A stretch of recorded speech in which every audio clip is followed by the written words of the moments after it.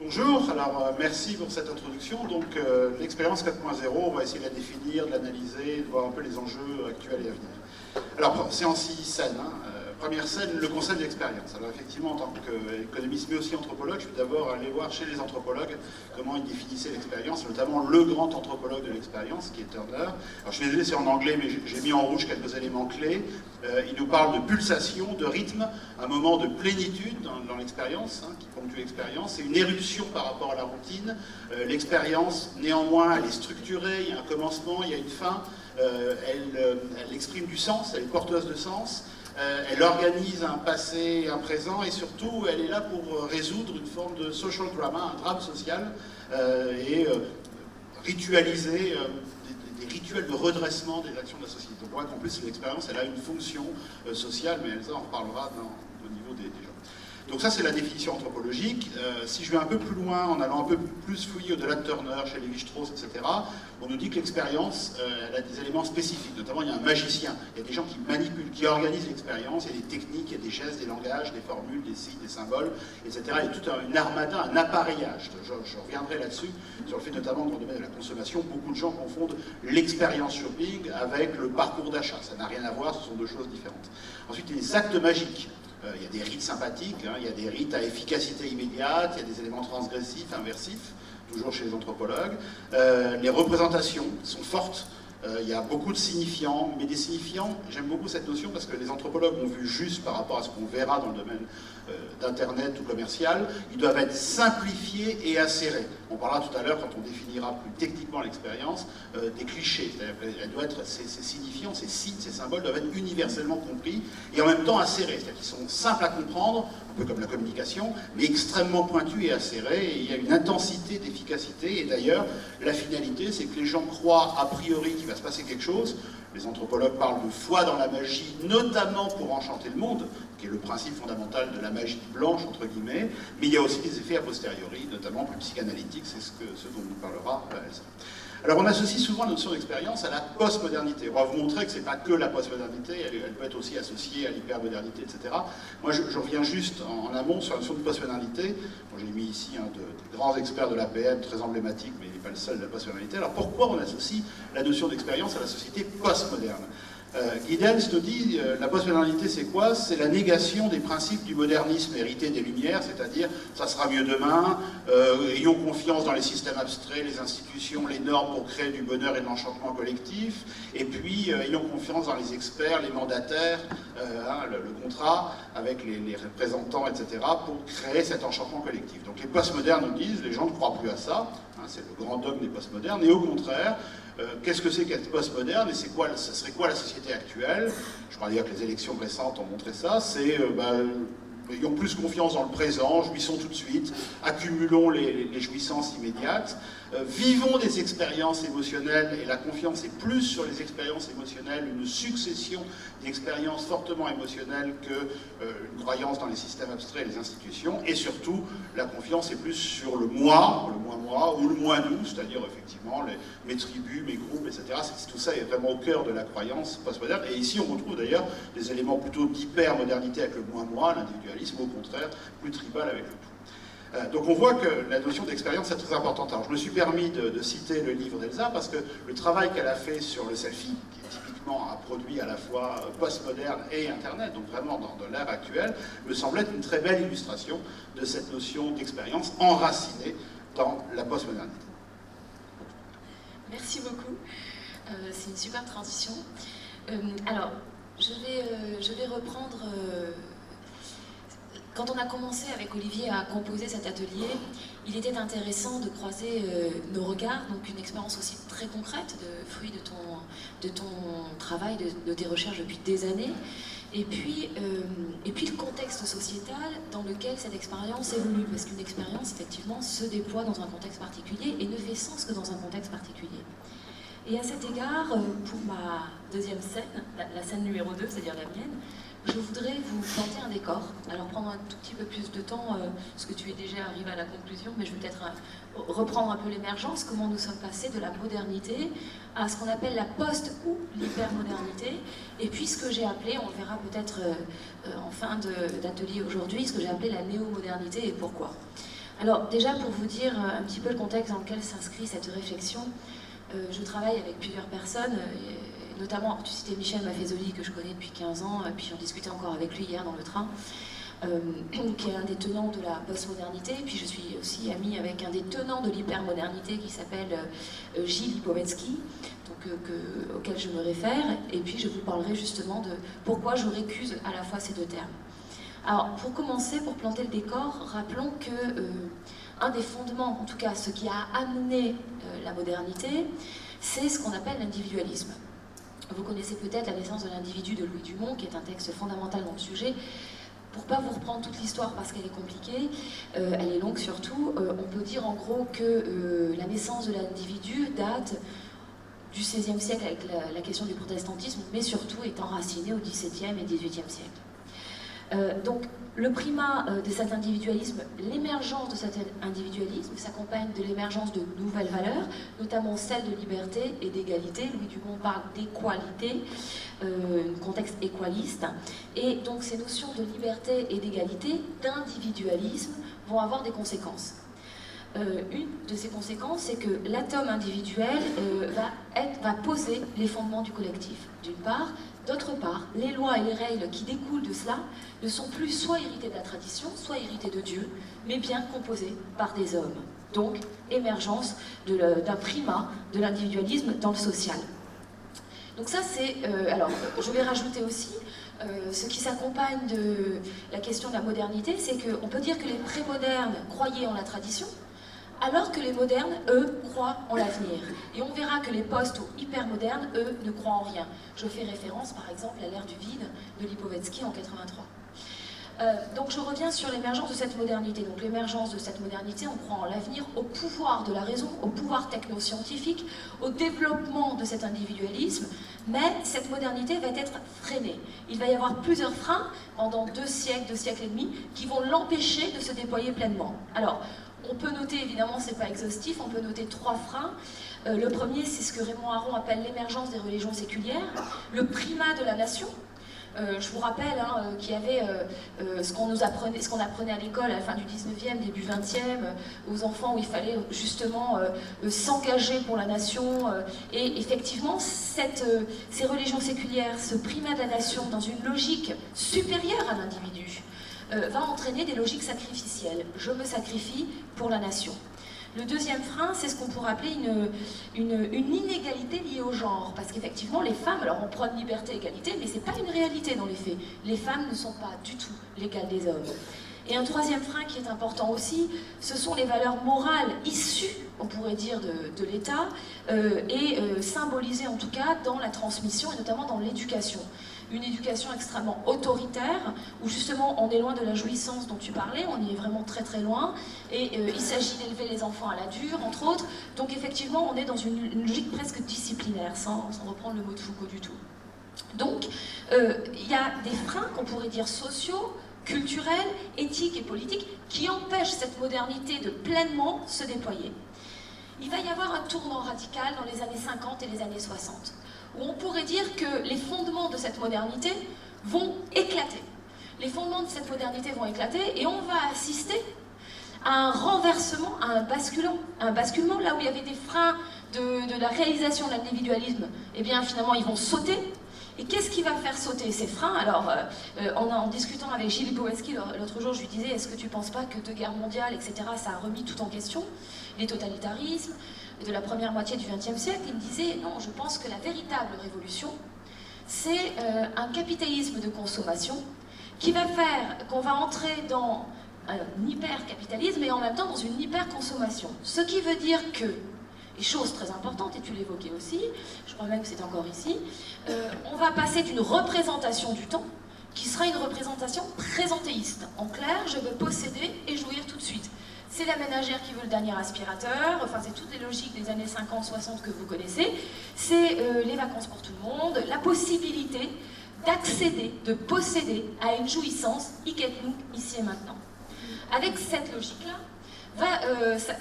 va s'accompagner d'une quête, d'une recherche de bien-être. Ça va être un des enjeux, en tout cas, de ce qu'on appelle la postmodernité. Donc des jouissances au présent. Et donc, ce qui est très important, c'est que désormais, il va y avoir un déplacement. Ce qui compte, ce n'est plus la sphère publique, mais c'est la sphère privée. On se recentre sur soi. Alors, je voudrais parler de ces points conceptuels ou cette terminologie, et j'ai bientôt fini. Il s'agit, on parle effectivement de post ou d'hypermodernité. Alors je ne vais pas trancher parce qu'il y a différents arguments, si vous posez en question tout à l'heure, je vous répondrai avec cœur. Disons que les tenants de la postmodernité affirment, Michel me le disait encore hier dans le train, les tenants de la postmodernité affirment que la modernité est arrivée à un achèvement et se trouve dépassée par les mutations, par les métamorphoses auxquelles on a affaire dans ces années. En gros, ça émerge dans les années 70. On parle de postmodernité, ça vient des États-Unis. Lyotard en France a vraiment apporté ce mouvement, et Michel Maffezoli, entre autres, s'y sont inscrits.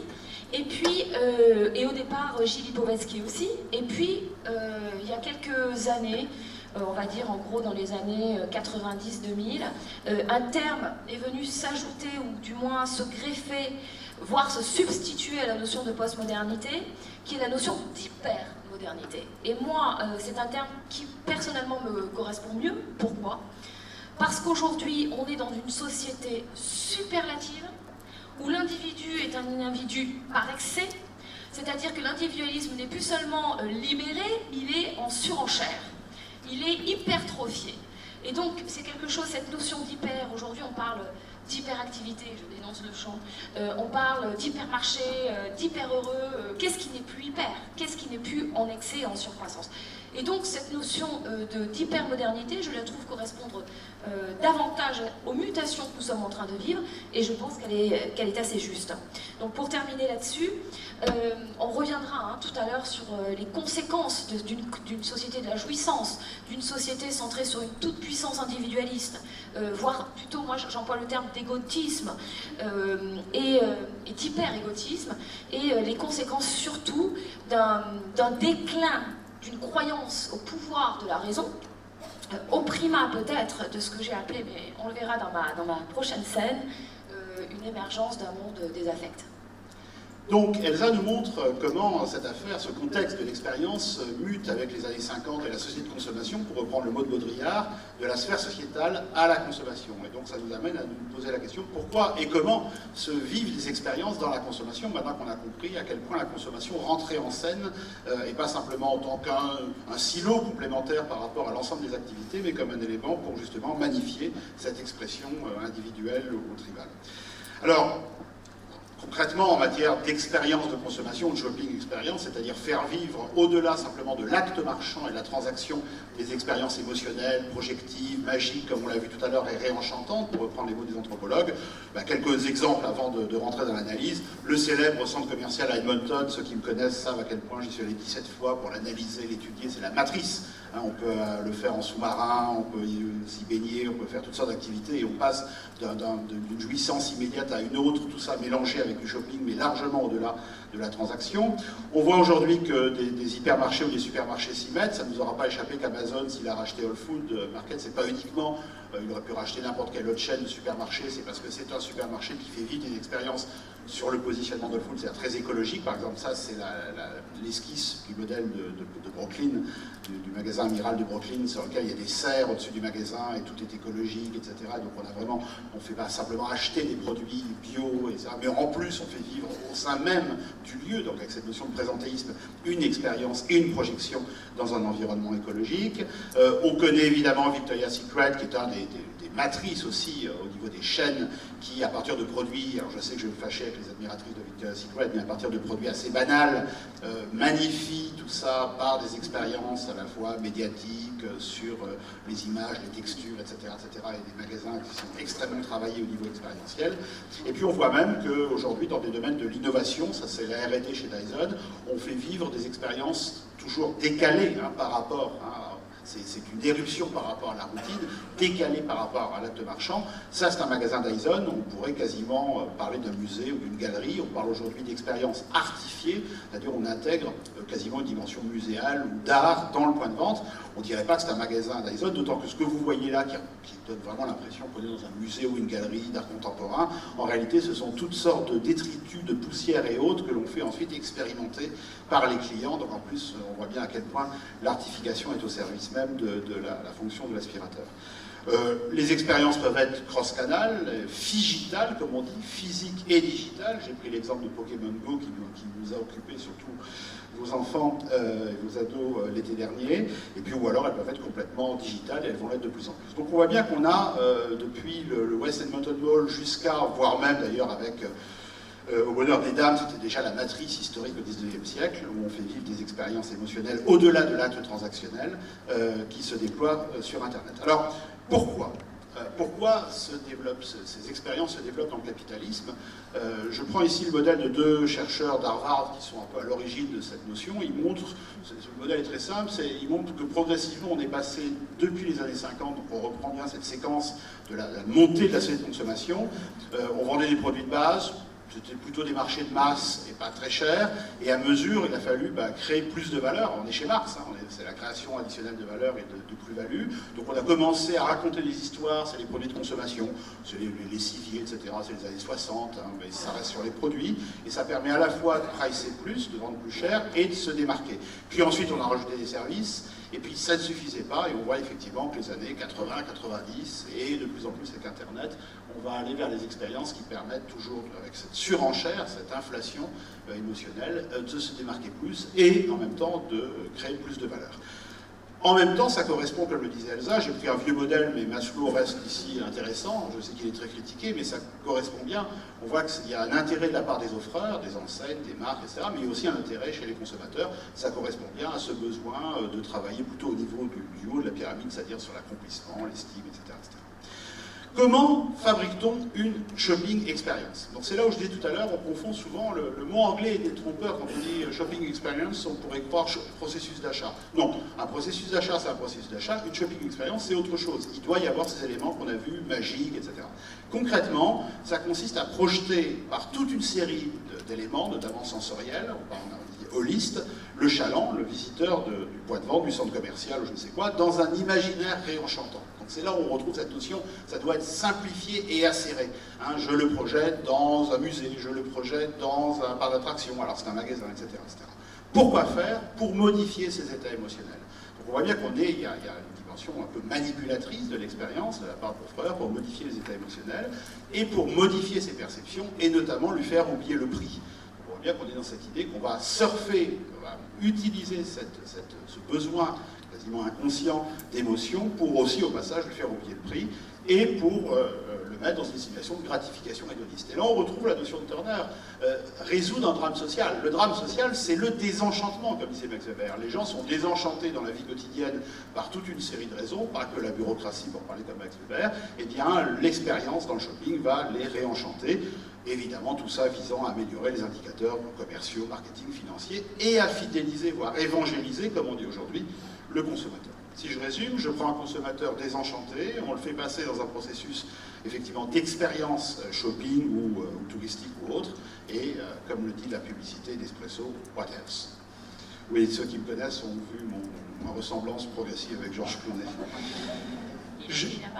Oui, elle est plus courte que la sienne. Alors, juste pour finir sur cet élément de comment on fabrique une expérience, en fait, ça c'est l'expérience fabriquée par l'offreur. Mais, et j'y reviendrai dans ma séquence suivante après Elsa, mais avec la postmodernité, avec l'hypermodernité, c'est-à-dire la prise de pouvoir des individus, du consommateur, et tout ça organisé par Internet, ça devient très difficile de simplement avoir un offreur qui organise tout un processus pour faire rentrer le chaland, un peu comme dans un parcours de hamster là, chez Ikea, et lui modifier ses états émotionnels. Le chaland, le visiteur, le client ne se laisse plus faire.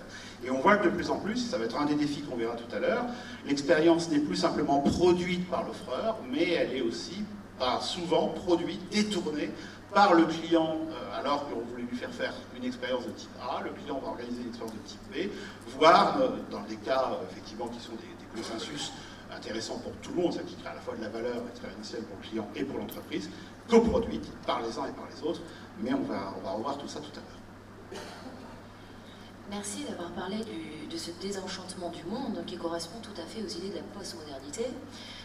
Si les modernes pariaient tout sur l'avenir, les postmodernes, eux, le slogan Punk New Future renvoie vraiment à cette idée-là. Il n'y a plus d'horizon. On est dans ce qu'on a, Michel, toi, enfin ce qu'on évoquait tout à l'heure, une notion de présentéisme.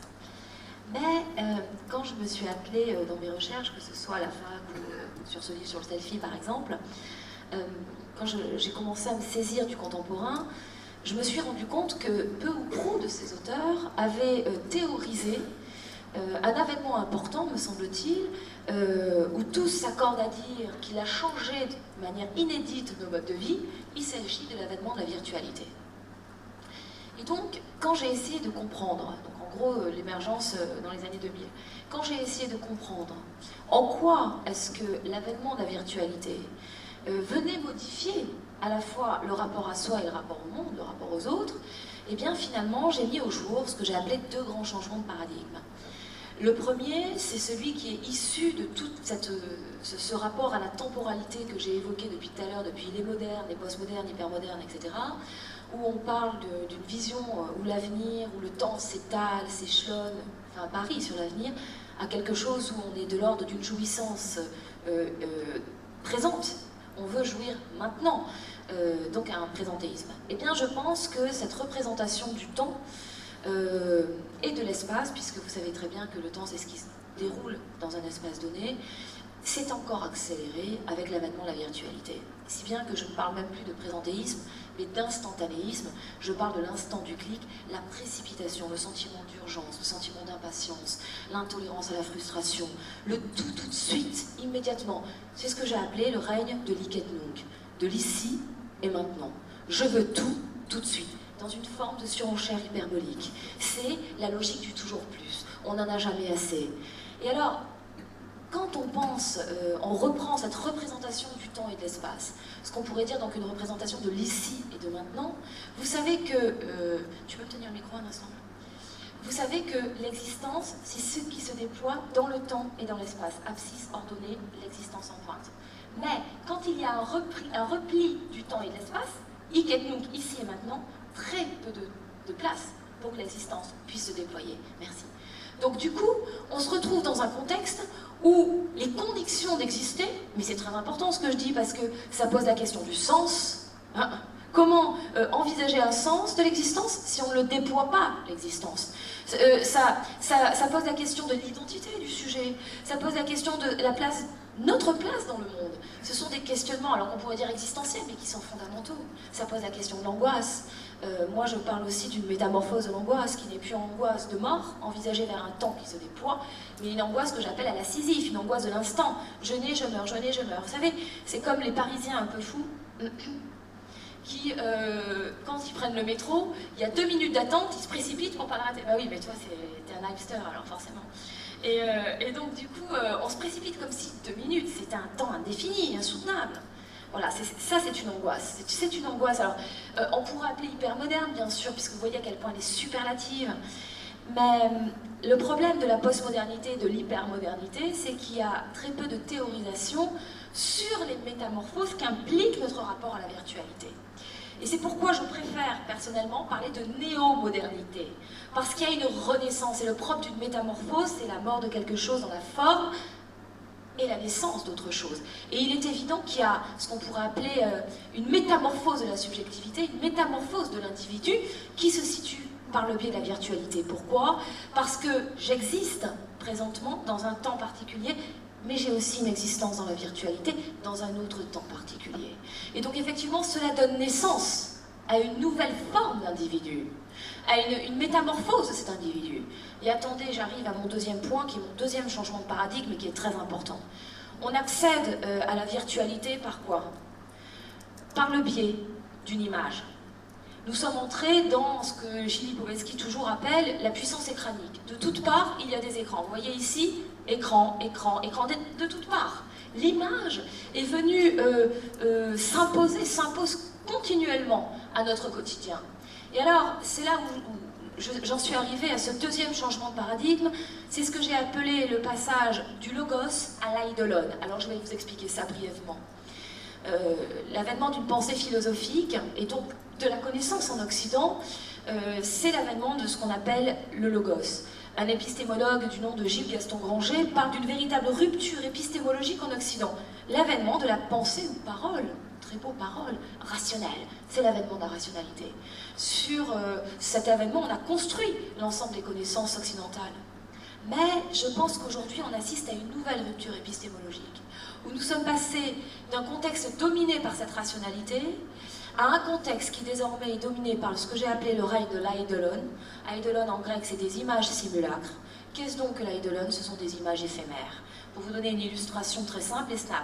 Snapchat sont des images, paf, paf, qui sont amenées à ne pas durer, qui se succèdent sans forcément de lien les unes avec les autres.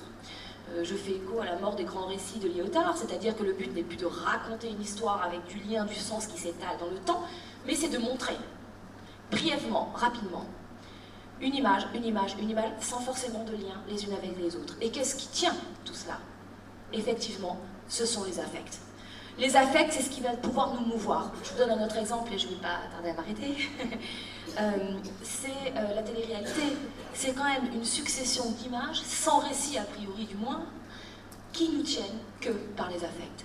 Et donc, le règne de l'eidolon, c'est le règne d'une société où la raison passe en second sur le primat des affects. Et ça fait écho à tout ce qu'on a dit tout à l'heure sur l'importance de la jouissance, sur l'importance du tout de suite, sur l'importance aussi d'une conception. Alors le propre de la jouissance qui est très fort, c'est que je jouis dans l'instant, j'oublie, je rejouis après, ainsi de suite. C'est même plus de la magie au sens poétique, parce que c'est un déclin de la poésie, de la culture, etc. C'est vraiment de la pure jouissance, j'allais dire froide et sans perspective. Et c'est là-dessus que se joue, je pense, l'expérience aujourd'hui de cette néo-modernité. Alors 7.5, le digital, le virtuel, les images, les smartphones, comment Internet, pour revenir au monde de la consommation, modifie-t-il l'expérience shopping?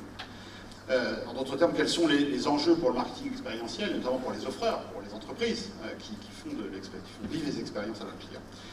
Il y en a deux, il y en a deux grandes principales. La première, c'est le cross-canal. Le cross-canal, le fait que le consommateur recourt à différents canaux, ça va diluer, il y a une dilution, une dilatation de l'expérience, et en plus elle est plurielle, parce que le consommateur il va aller chercher toutes sortes de canaux, et donc il y a une perte de contrôle pour l'entreprise, je vais y revenir. La deuxième, c'est la dimension participative qu'on a vue tout à l'heure, qui monte de plus en plus avec cette notion d'hyper-modernité, et qui va amener à différents niveaux de participation à l'expérience, le rôle croissant des réseaux sociaux et tout le commerce participatif, le C2C, le C2B2C, tout le commerce collaboratif et participatif.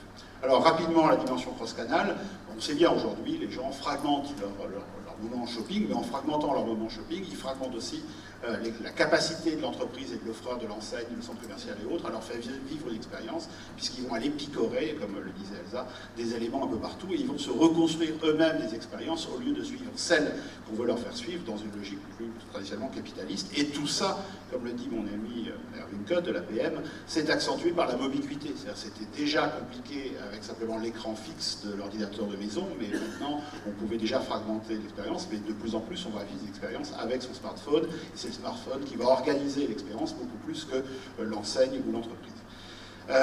Regardez bien, l'expérience cross-canal, elle peut être, alors j'ai pris que quelques exemples, mais ça montre cette saturation, cette hyperbole, elle peut être web to store, hashtag to store, store to web to store, store and web, store to hashtag, etc., etc. Ça devient extrêmement compliqué pour l'entreprise d'arriver à canaliser cette expérience. Et l'enseigne se trouve un peu dans la situation de la fable de l'éléphant et des aveugles. Vous savez, chaque aveugle touche une partie de l'éléphant, mais il ne sait pas que c'est un éléphant. L'un croit que c'est un sabre, l'autre croit que c'est une lance, l'autre croit que c'est un mur, etc., etc. Et donc les enseignes n'ont qu'un petit bout de l'expérience, ça devient très compliqué. C'est tout l'enjeu, on n'a pas le temps de le développer aujourd'hui, on le fait dans nos expertises quand on vient dans les clubs, c'est notamment tout l'enjeu de la recréation d'une expérience cross-canal par l'enseigne.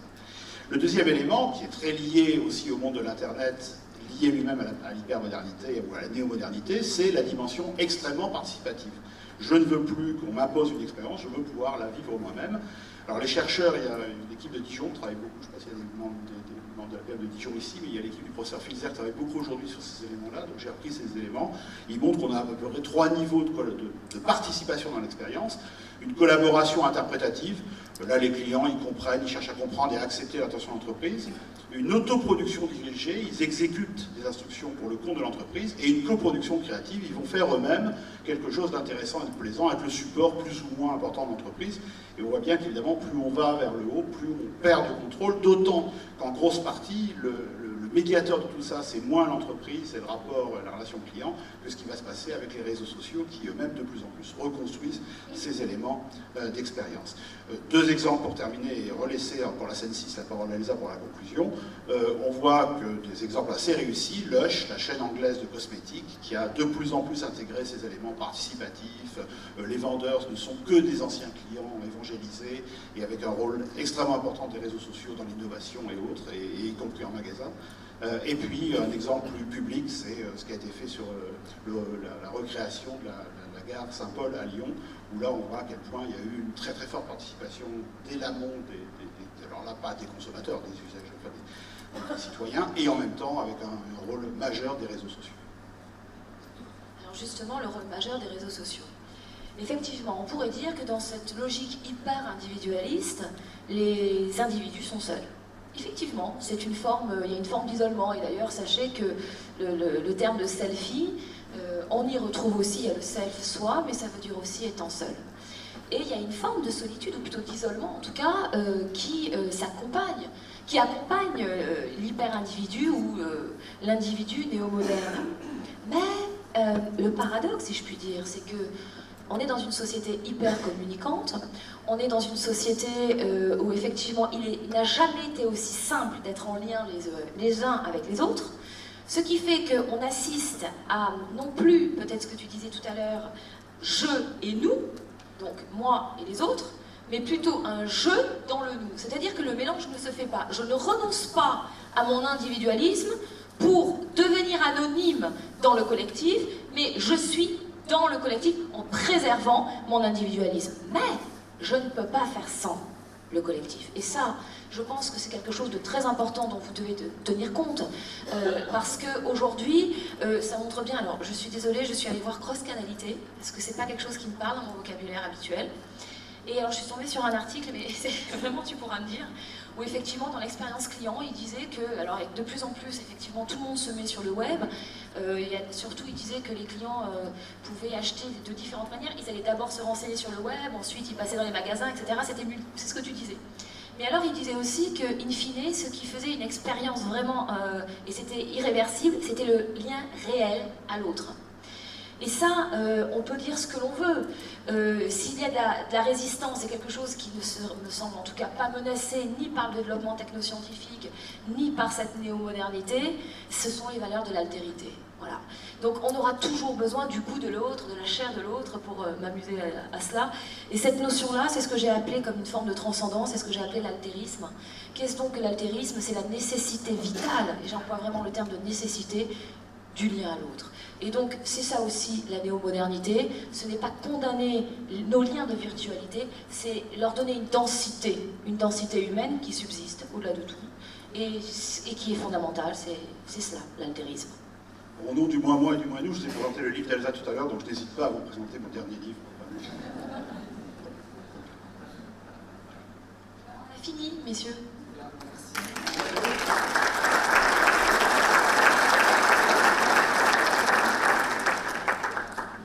Merci Elsa, merci Olivier. Avant de passer à la partie interactive, on a une petite question qui a monté de la salle, qui est qu'avec l'élection d'Emmanuel Macron, est-ce qu'on est dans une shopping experience? Qu'est-ce que vous pouvez nous dire là-dessus de manière assez brève? Ah bah, moi non plus, mais tu peux avoir un regard de citoyen. Alors, je vais faire l'universitaire de base, donc je vais reprendre ma grille d'analyse. Je vais faire la participation. Donc je reprends ma grille d'analyse. C'est quoi une shopping experience? C'est la projection des chalands par toute une série par un système, je dirais, sensoriel. Bon, posez-vous la question, est-ce qu'il y a eu une projection de tout ça dans un imaginaire réenchantant, assez simplifié et acéré? Je pense que oui, on peut dire oui. En vue de modifier les états émotionnels, alors là, ce n'était pas les chalands, c'était les électeurs, les citoyens, je pense que oui. cacher un peu, perturber un peu les perceptions, notamment la notion de prix. Là, on pourrait dire la notion d'impôt ou de taxe, j'en sais rien, mais enfin, bon, vous voyez, ouais, ça s'applique assez, visant à une gratification hédoniste et un réenchantement des électeurs pour finalement améliorer les indicateurs de l'État, enfin, de Bercy. Oui, ça s'applique assez. Alors, moi je vais faire écho en disant que c'est incontestablement un président hyper moderne, voire néo-moderne, et qui couronne emblématiquement le règne de la Eidolon.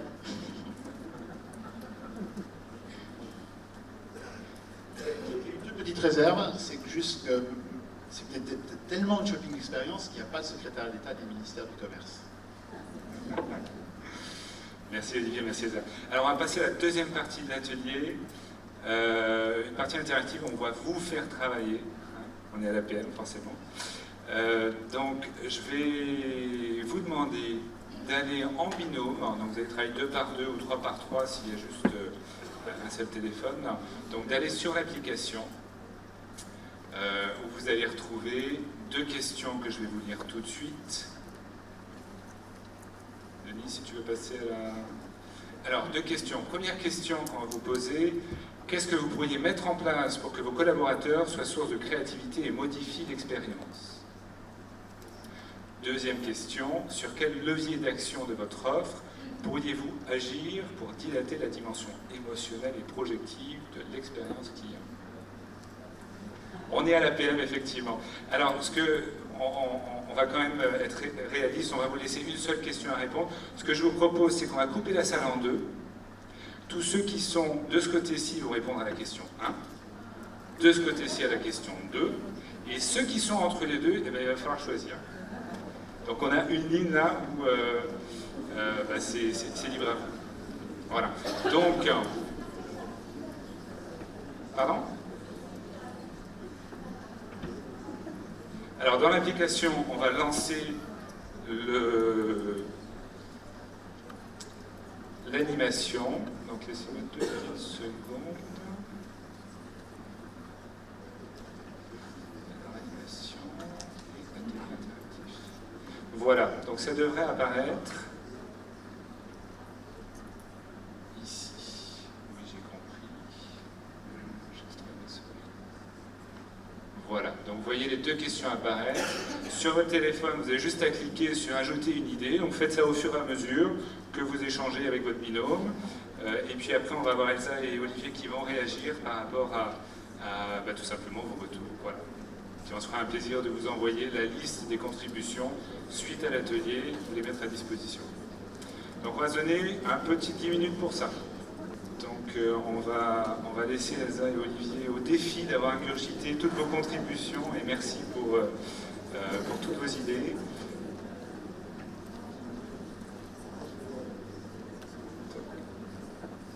On ne vous garantit pas qu'ils vont rebondir sur toutes les idées, parce qu'il y en a beaucoup, mais en tout cas, ils vont rebondir sur les principales idées. Bon, alors merci pour vos réactions, vos idées, etc. Grosso modo, il y a 2 choses qui m'ont interpellé, que j'ai regroupées. La première, c'est, je trouve, mettre de l'expérience, de la participation dans l'entreprise, etc. Moi, j'ai tendance à penser, pour avoir vécu, maintenant depuis plus de 30 ans, toutes ces évolutions, et j'ai tendance à penser que le commerce est arrivé après, avec les mêmes sources, mais je trouve que dans les années 70 et 80, je me souviens avoir été assez, d'ailleurs avant de travailler sur des questions plus commerciales, assez impliqué avec le Club de Montréal et autres, sur ces logiques-là de participation, non seulement des salariés, mais aussi des consommateurs, dans la R&D, etc. Et je pense qu'il y a une antériorité dans le monde de l'entreprise à celle du commerce, qui est normal aussi. Le système est plus ouvert, l'amont de la chaîne de production est plus ouvert, etc. Le magasin, enfin le point de vente, c'est quand même déjà très fermé, ça a été longtemps, encore maintenant sur des logiques foncières et financières, etc. etc.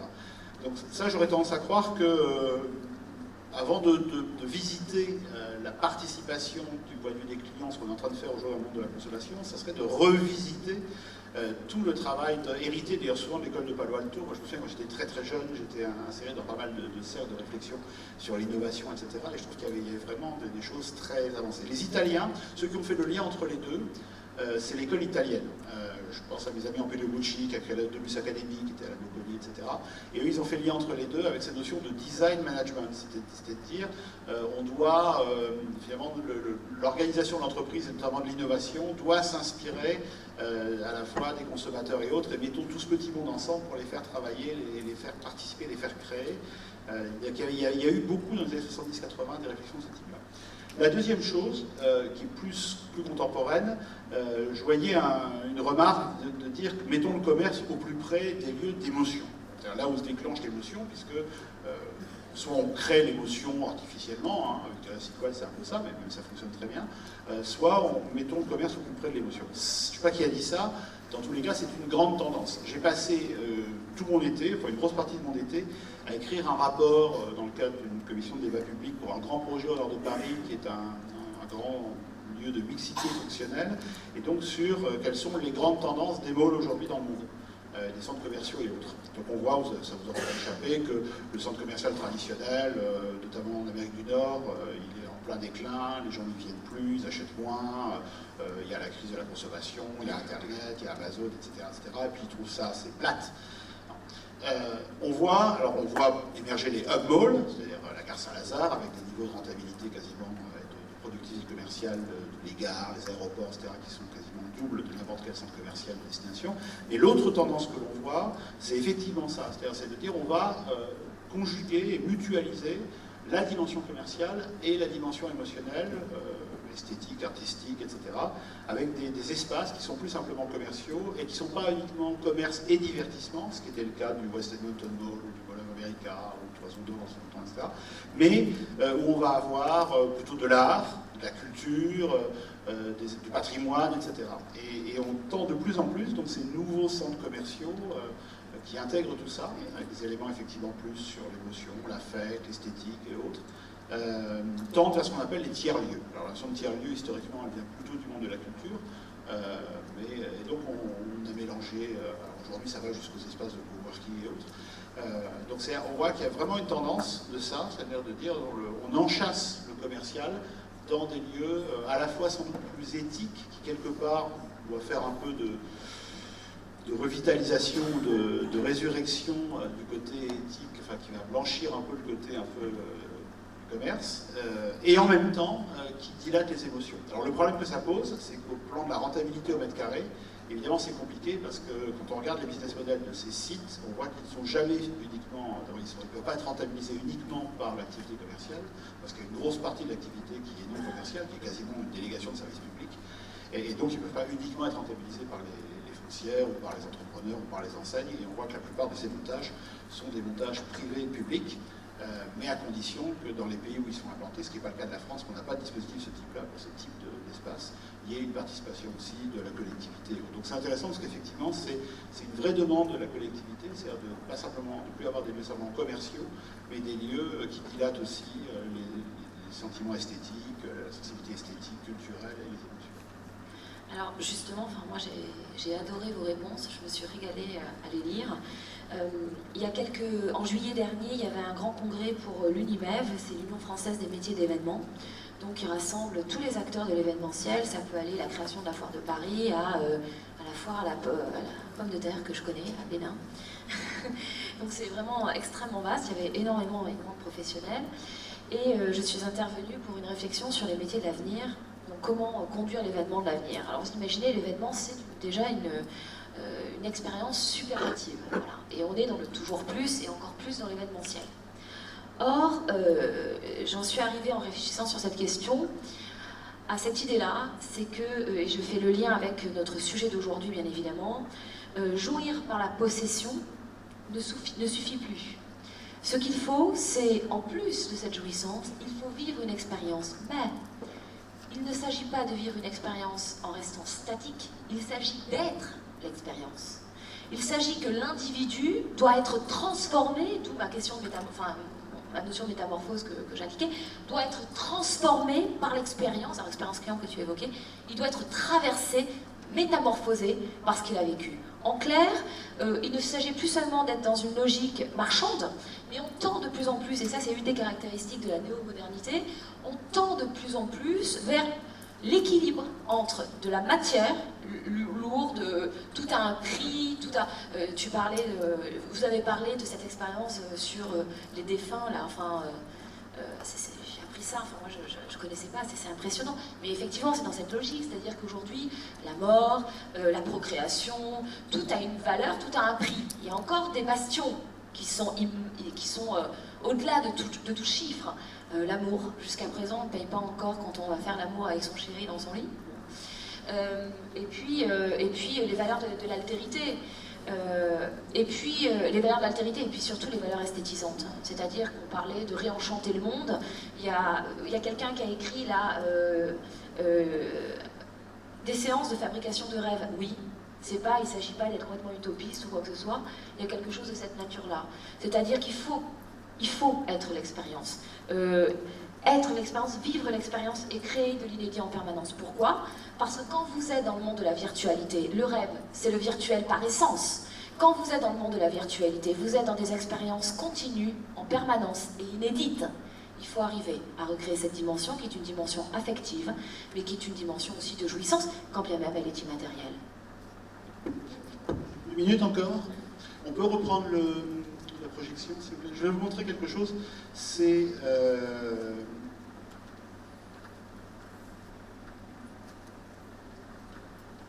Alors, ça, on le doit...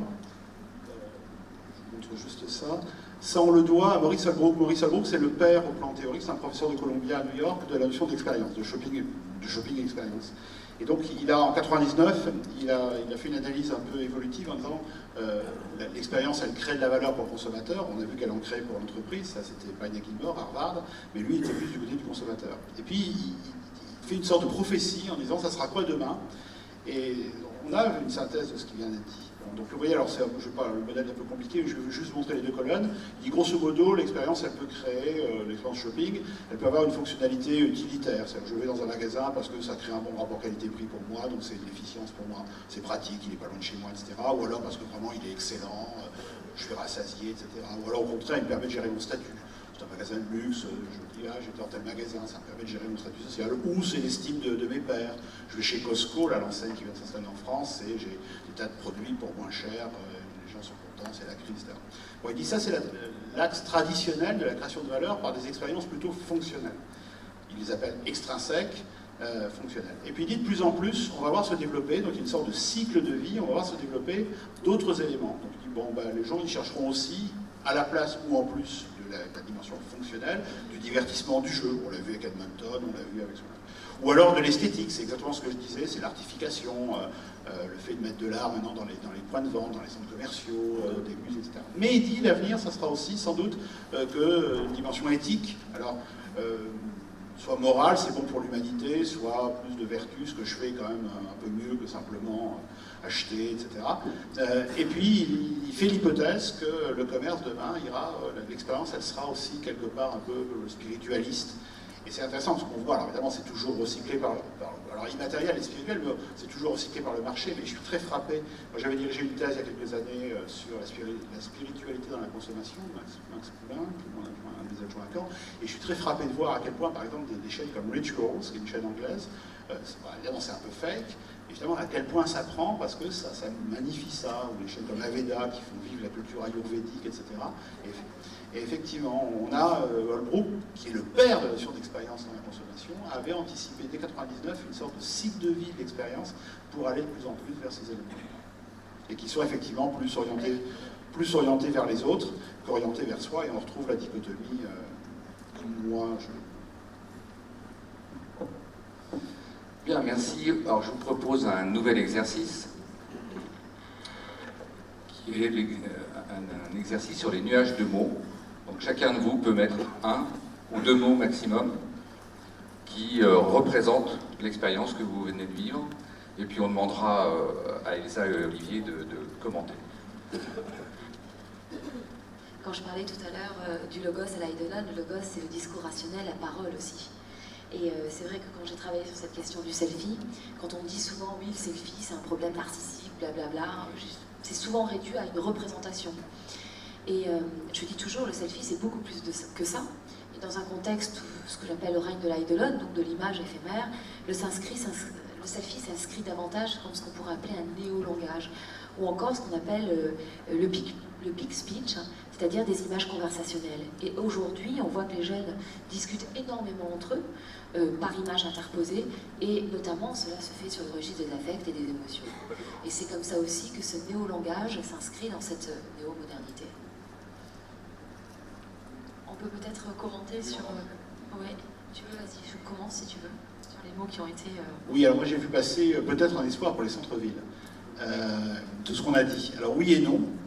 C'est évidemment un sujet qu'on investigue beaucoup. Là, j'ai toute une équipe de chercheurs qui travaillent là-dessus. Oui et non, parce que c'est jamais monocausal le commerce. Et l'autre problème, c'est que à la fois les consommateurs ils vont vouloir ça, mais ils vont souvent mutualiser. Le fait de faire tout ça, donc c'est des grands complexes sans doute, enfin, dans tous les cas, des complexes qui vont leur offrir ça, en plus à des coûts bas, etc. Et donc le problème, en plus sur les centres-villes, il y a d'autres problèmes. Il y a le fait qu'ils vont devenir de moins en moins accessibles, etc.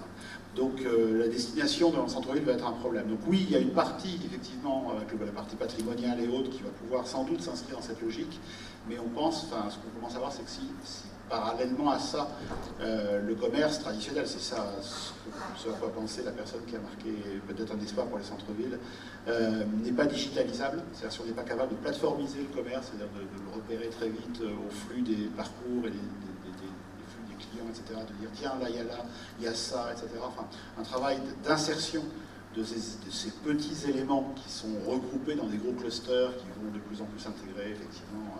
Je pense à ce qui est en train de se faire à Londres, là, ils sont beaucoup en train de développer, par exemple, l'ancienne usine des Pink Floyd à Battersea, on va réhabiliter ça avec du commerce, des musées, etc., etc.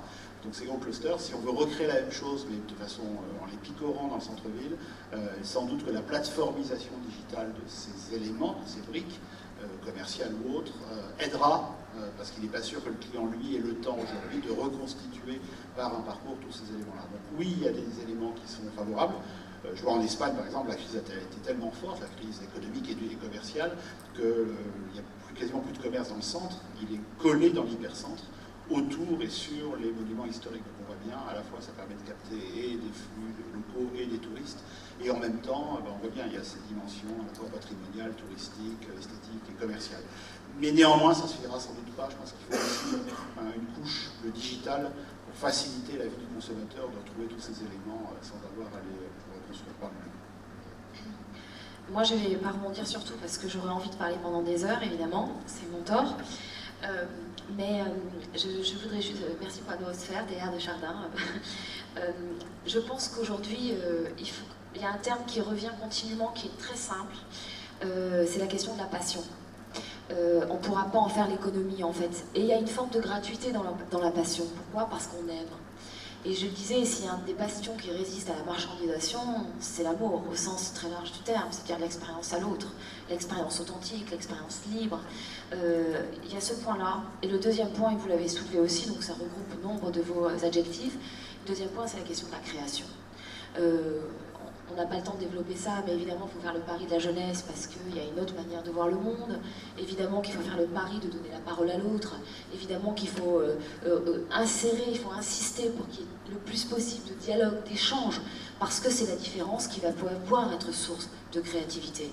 Et ça, c'est pour moi un pari incontestable sur l'avenir. Pari de l'altérisme. Merci beaucoup, merci Elsa, merci atelier. On a démarré en force le premier atelier avant l'intervention. Voilà. Donc on vous laisse rejoindre maintenant la plénière, c'est ça ? 11h, voilà, 11h à la plénière. Passez entre les gouttes. Bonne convention, merci à vous. Et merci aux animateurs. Ouais.